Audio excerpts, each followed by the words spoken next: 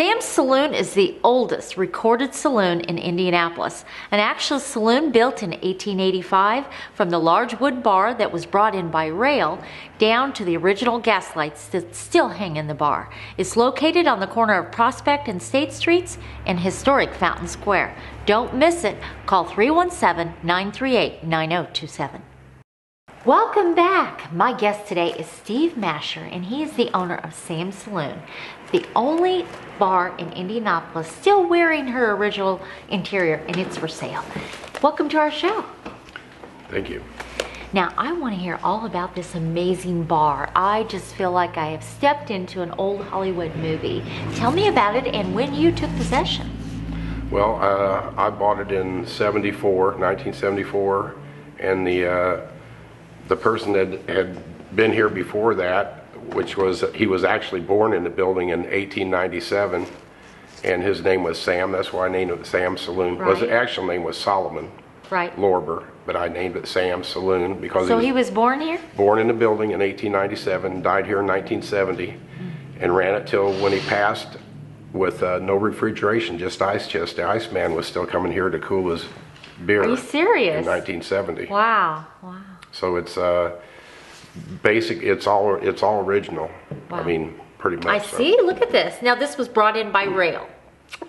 I think it came from Cincinnati. I'm not sure if it was by rail or came up the what would be today Highway 52 or whatever, probably from Cincinnati.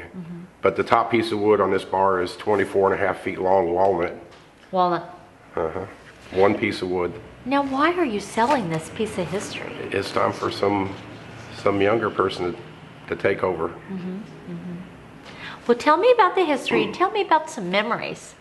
You can't I mean, everybody I talk to just flash a picture of this and they know what it is.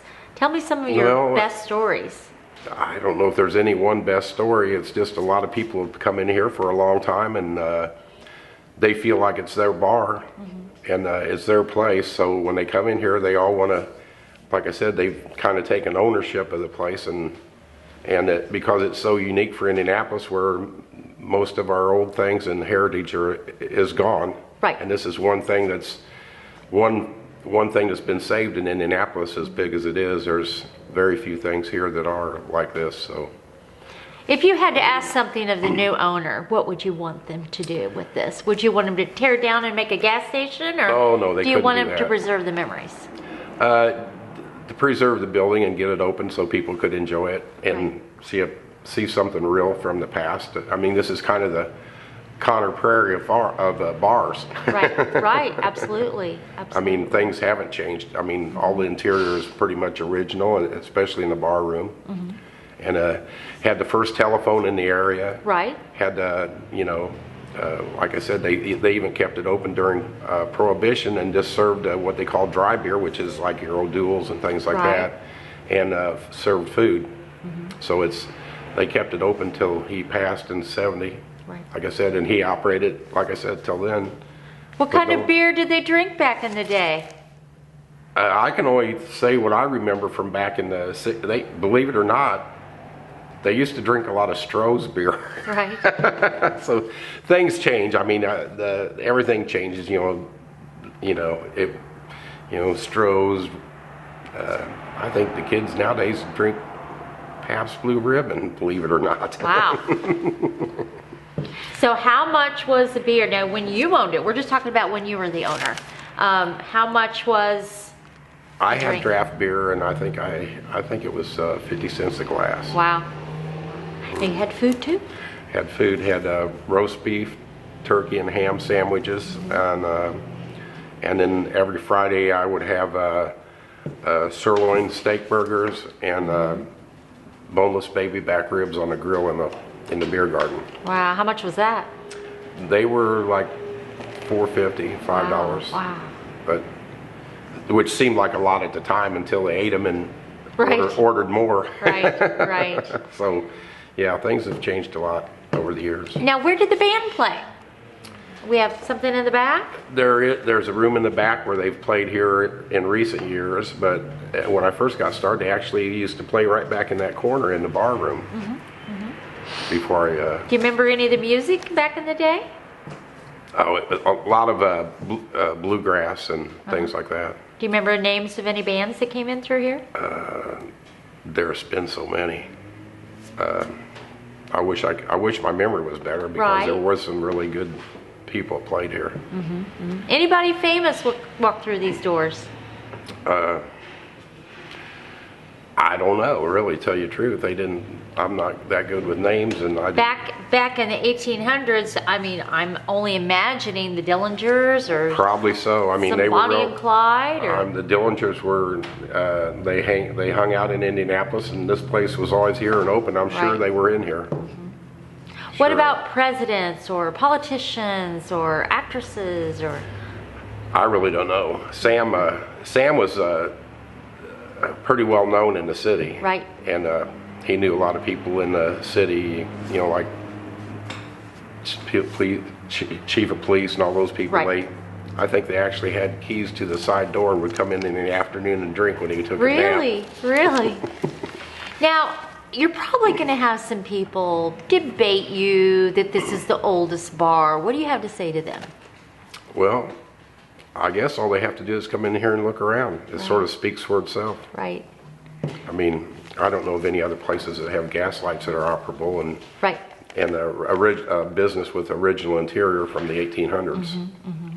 Now, what about the restrooms and the stove and The stoves I've put in, it's got 3 flues because this was built before furnaces. So it's got 3 flues in it. So it had like coal and coke space heaters. Right. And it had gas lights. It was before electricity. And like I said, in the early 1900s, it had the first phone in the area. So people came down here to make phone calls. Right. Right. Back in the day when you sent a letter to someone too? Yes. Right, right. The phone was a new thing, wasn't it? Right, right. Now, if you had to have a party in here, someone wanted to come in and have a party, what did you charge?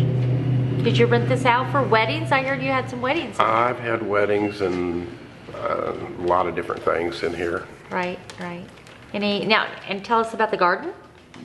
Well, it was originally like I said, they actually lived here. The Lorbers lived here and in the building, and I have taken that wall out where the stairway is, and they lived on Right. that half and upstairs. Okay. But it was built the building is kind of a common building as people say, they come in here and they say, oh, this is like the bars out west. I said, no, the bars out west are like this bar. Right. Because these were common in the east, and it's a common building. It was actually would be considered a roadhouse. Right, Because it had right. rooms upstairs. You could rent a room upstairs. Has doors. It has a hallway and doors to the Right. hallway and between the rooms. But I don't think it was used as that except for maybe the very first 10 or 15 years till the Lorber family bought it. Looks like it would make a great bed and breakfast. It probably would. Right. How many bedrooms would it offer then? Probably 4. Now, tell us about the paint. Didn't you have something to do with mixing the paint for this? I did. When I first got the building, there was no paint on the building whatsoever, and I knew that in the West, in the movies, you always see the buildings painted a bright color because they didn't have lights and everything. Store owners would paint their buildings bright colors because Right. it was hard to get a Right. colored paint back then. So I mixed up, went to a paint store and mixed up a whole lot of paint and came up with a blue because it was kind of offshoot from Right. gray, but it had color to it. Right. At the time, I'd never ever seen another blue house or building anywhere in Indianapolis. But since that time, it seems to be there everywhere. Absolutely. I love this color. Now, can you tell me anything about the neighbors? This has always been a busy street. Right. So there hasn't been a lot of there's the neighborhoods around here, and the people in the neighborhood came here. Like I said, they would eat and drink here and so forth. But Use the phone? well, not so much since I've been here, but Right. probably in the past. Right. And to the north of us was kind of a big railroad community. So I'm sure a lot of railroaders Right. came in here at one time. How far is this from Monument Circle? It's probably maybe a mile and a half, something like that. Not bad. So you could walk Yeah, that. 1600 east and 1000 south. That's true. So yeah, today with people going for walks and bicycling this, Right. and Prospect also has 2 bicycle lanes, which is kind of unusual for the Right. streets in Indianapolis. So I think things are going to change on Prospect. I think Prospect might be the next Virginia Avenue. Right, right. Now I have to ask you this. Is there any way you could tell me what the life of a bartender's like? Are you really a therapist? Are you a counselor? You kind of have a large family. Right. It's you end up being involved in a lot of people's lives, and so Do they look to you? I'm not sure about that. They come in to let things off their Right. mind, and whatever. So you get a lot of that. So this is a place where people are going to come just to have family and to have that old Yeah. feeling and have a part of their past. Yes, The a lot of memories. people that came in here, they, like I said, they feel like it's their own, and Right, right. so, and you'll see people all over town, and you'll mention this place, you'll think, they know all about that place. How could that happen? Right, right. Absolutely. But it's been a lot of years, so Right. there's over the year, like I said, I've been here 42 years, and I haven't had it open all the time, but when Right. it's open, it sort of sticks in everybody's memory. Right. And the last big event was, what, 15 years ago? Oh, it hadn't been that long. I've had some Christmas parties and things Have in you? here, so no, it hadn't been that long at all. Right. Now tell us about, I know you said that you invented a drink. Was that the... Oh, the Cherries? cherry bombs. Yeah? Really? Yeah. How do you make that? Pretty much close to straight alcohol and maraschino cherries. Really? Wow. Yeah, I had those in here for a long time, and then after about 15 or 20 years, somebody said, well, I got some of those at another bar, and I saw them in a liquor store, and I thought, well, I'd never seen anybody else have them before. Right, you your know. invention. I don't know if I invented it or not, but I think I have for anywhere around here. Right, right, Which I just done on my own. right.